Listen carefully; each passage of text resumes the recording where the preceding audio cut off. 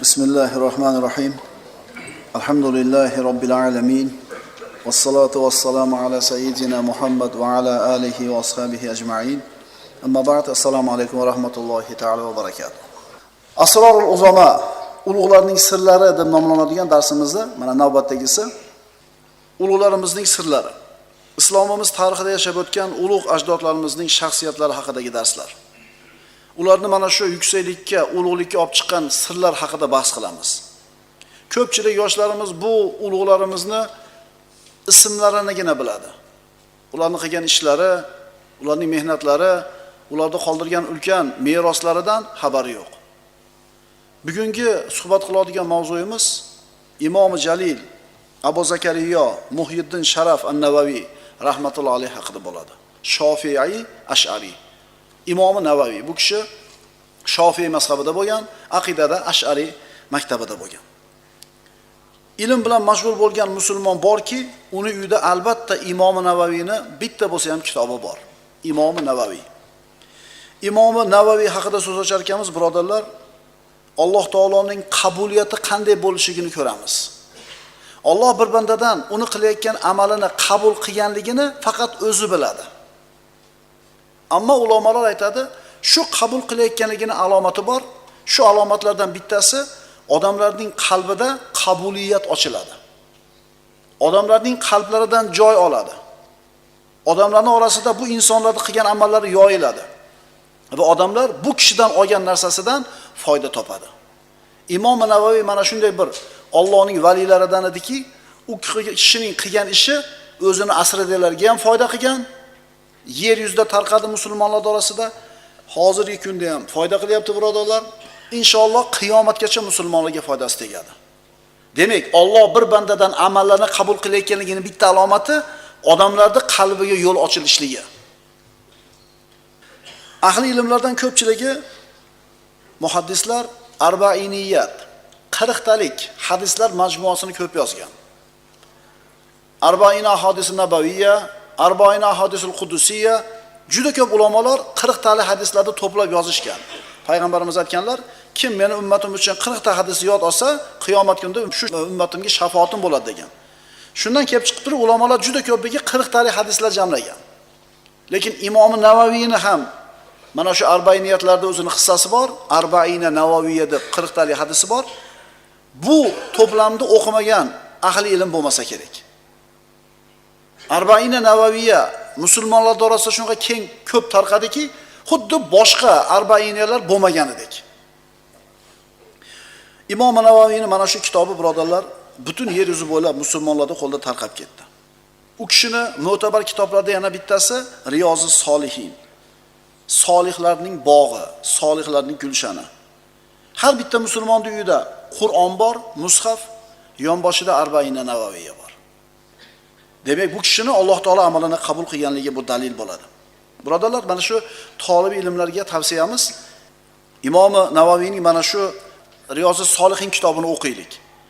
Hamma hadislar ichida sahih va bir chiroyli bir tartib bilan boblab qo'yilganki, unda fiqhga taalluqli, aqidaga taalluqli, oxir zamon alomatlariga taalluqli, umuman siz bilan biz bilishimiz kerak bo'lgan ilmlarda hammasi bob qilib joylab qo'yilgan. Birodarlar, mana shuncha ilmda ummatga foydali qilib qoldirib ketganligi Imom Navaviyni ixlosiga, u kishini barakatiga dalolat qilmaydimi? Imom Navaviy kim edi? Suriyaning Xoronida Nava deb nomlanadigan shahar bor. Imom Navaviy mana shu joyda 631-hijriy yilda dunyoga keldi. Shuning uchun Imom Navaviy deb turib shu joyga nisbat qilindi. 19 yoshida Damashqqa ko'chib ketgunga qadar mana shu joyda yashab turdi. Imom Navaviy ilmga qattiq berilgan inson edi. O'zi haqida aytadi. Diqqat qilib turinglar, talab ilmlar. Diqqat qilib turinglar, kitob o'qiyotganlar. Diqqat qilib turinglar, universitetda meditsinani, arxitekturani, yurisprudensiyani o'qiyotganlar. Talab ilm qanaqa bo'lishligini. Alloh yorlaqagan, Alloh qo'llagan, ixlosli talab qanaqa bo'lishini ko'rib turinglar.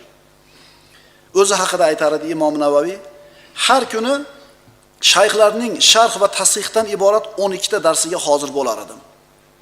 Vasitdan 2 ta dars, muhazzabdan bitta dars, Islohul mantiqdan bitta dars, lug'atdan bitta dars, tafsirdan bitta dars, usulul fiqhdan bitta dars, asmoi rijoldan bitta dars, usulul dindan bitta dars. Har kuni 12 ta darsda qatnashar edi. Kuniga 12 soat dars o'qib, 7 yil uzilmagan. 7 yil tinimsiz 12 soat har kuni dars. Bu qanaqa sabr, qanaqa toqat, qanaqa Allohning bir qo'llashligi. Biz kimlar haqida dars o'qiyotganimizni bir mulohaza qilib ko'raylik. Qaranglar qanaqa odamlar bo'lgan. O'shuning uchun ularning ismi tarixda qoldi-da. Qarang. Mana shu tartib bilan birodarlar 7 yil uzluksiz 12 soat darsda qatnashdi. Endi bundan tashqari Sihoh sittani yod bilgan u kishi. Nechta hadis bilasiz? So'rab ko'ring o'zingizdan. Yoddan. Imom Buxoriy, Muslim, Abu Dovud, Termiziy, Ibn Majah, Nasoiy Sihoh sittani yoddan bilgan. Imom Malikning Muvattosini yoddan bilgan. Imom Shofiyning Musnadini yoddan bilgan. Imom Ahmadning Musnadini yoddan bilgan. Ha bu ensiklopediya-yu bu. Bu o'zi butun bir jamiyatul islomiya-yu bu. Lekin 45 yil umr ko'rgan bu kishi.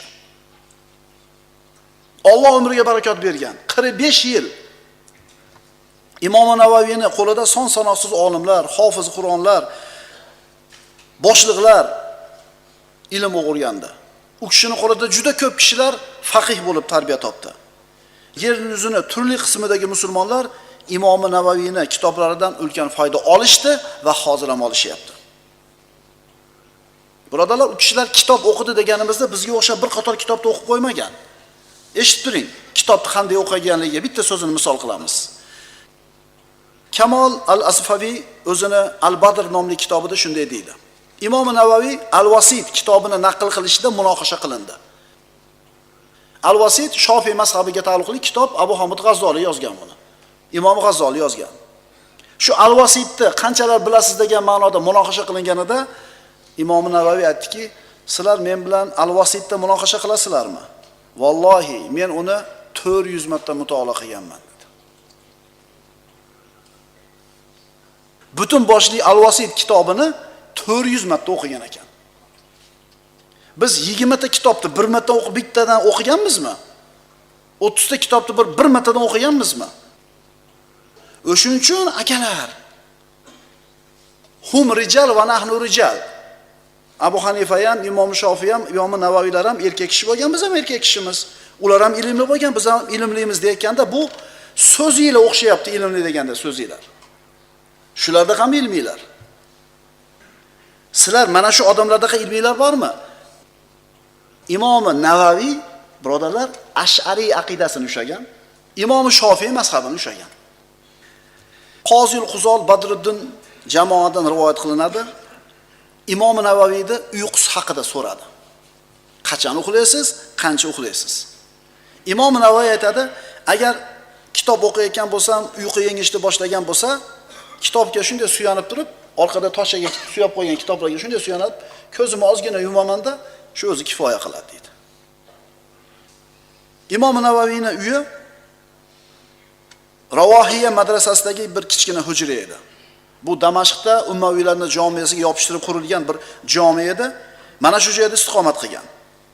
U kishi bitta xonada yashagan, kichkinagina xona, shunaqa kitoblar bilan to'lgan. Tashchalarda ham, ana shu stolining ustida ham, yerda ham kitoblar shunday to'ldirib turardiki, tinimsiz kitob o'qirdi bu kishi. Agar xonasiga bironta odam ziyorat qilgani kirsa, yerdagi kitoblarni surib turishlik kerak edi o'tirishlik uchun. Shu darajada kitob bilan mashg'ul edi u kishi. Imom Navaviy uylanmagandi birodarlar. Ammo u kishi o'zidan keyin farzand qoldirmagani bilan o'zidan keyin mana shunday bir ulkan ilmni qoldirdiki, u sabablik bu ulug' shayxning ismi hali hanuz hurmat bilan zikr qilinadi musulmonlarning tilida va qiyomatgacha inshaalloh zikr qilinadi. Imom Navaviyning kitoblaridan eng katta ta'lifotlaridan Al-Alim kitobi, Majmu' kitobi, Sherozining Sharhul Muhazzabi, Ravzatut Tolibin, Minhajut Tolibin, Imom Muslimning sahihiga yozilgan sharh, eng zo'r sharh mana shu bo'ladi. Sahih Muslimga yozilgan sharh. Bostonul Orifin, Tibyan fi adabi hamalatil Qur'an, Imom Shofiyning manoqiblari, Arbauna Navaviya, Riyozus Solihin, Azkor. Agar bu kishini yozgan kitoblarni hammasini bittadan atini aytib chiqamiz desak, birodarlar, bitta darsimiz kifoya qilmaydi. Mana shu Al-Azkor kitobi haqida aytadi, zikrlar, duolar. O'zini dindor sanagan kishi bu kitobdan behojat bo'lmaydi deb aytar edi. Ya'ni kunda o'qiladigan duolar, zikrlar, virtlar. Bu kitoblarning bari, birodarlar, Imom Navoiy o'zini qo'li bilan yozgan daftarlardan 1000 tasini o'chirishga buyurgandan keyin qolganlari shuncha. 1000 ta daftari bo'lgan katta-katta daftari yozgan narsalarni o'chirishga buyurgan ekan. Nima uchun? Nima uchun? Mana shu vazifani bajargan Imom Navoiyning shu buyrug'ini bajargan Ibn Attor aytadi. Imomni buyrug'iga xilof qilmasdan daftarlarni o'chirdim, 1000 ta daftarini. Ammo qalbim hasrat alamda qoldi deydi. Nima uchun o'chirgan edi? Imom Navaviyning nazarida puxta bo'lmagan edi.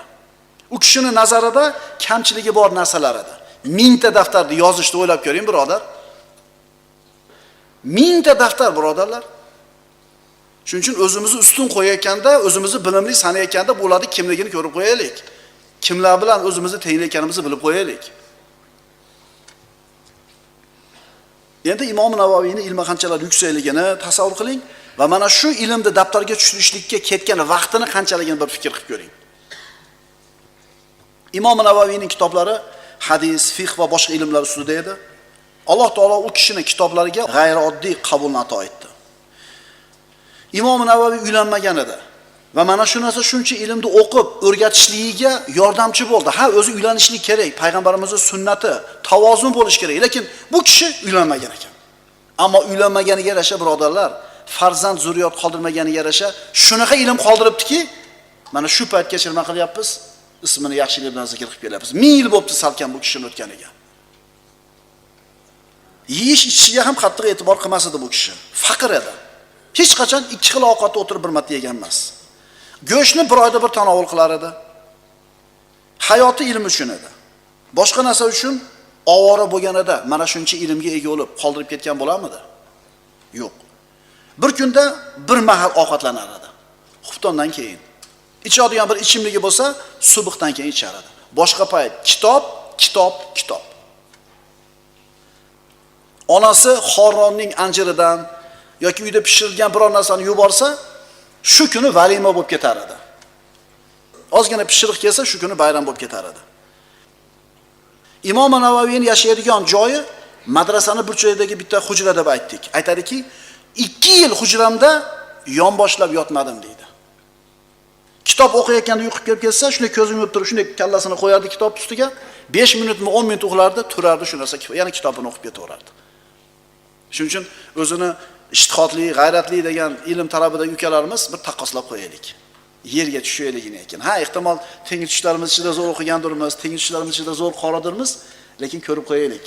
Biz mashalarga taqqoslaylik o'zimizni, inekin kibrga berilmaymiz. Mana shunday oddiy faqirona kun kechirishi bilan Damashqdagi Darul Hadisul Ashrofiyaning raisi martabasiga yetdi. Imom Navoiy o'zini asrini eng ko'zga ko'ringan ulamolaridan, shayxlardan 20 tasida ta'lim oldi, turli ilmlarda. Ulardan faqatgina ilm o'rganmadi, quruq. Ruhoniyatni, xulqni, odobni o'rgandi. Hanbali olimlaridan Abu Abdulloh ibn Abil Fath aytadi, bir kecha Damashq jome masjidida edim. Shayx qorong'ida bir ustunda olda turib namoz o'qir edi.